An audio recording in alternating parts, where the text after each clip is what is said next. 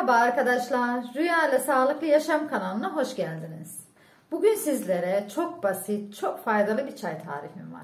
Bu tarif yağ yaktığı gibi öksürüğe de iyi gelecektir. İhtiyacımız olan karabiber ve bal. Başta söyleyeyim, karabibere ya da bala alerjiniz varsa tüketmeyin.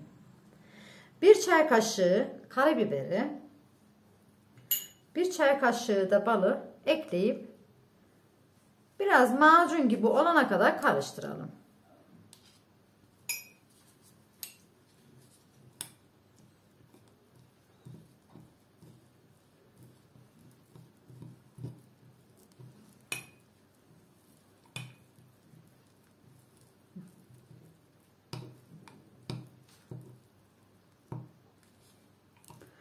Karıştırdıktan sonra buna sıcak suyu ekleyelim.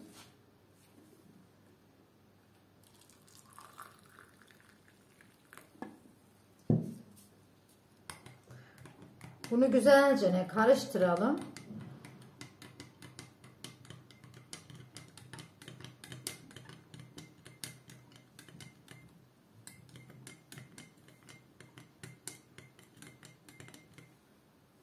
Karıştırdıktan sonra bunu kahvaltıdan sonra içebiliriz.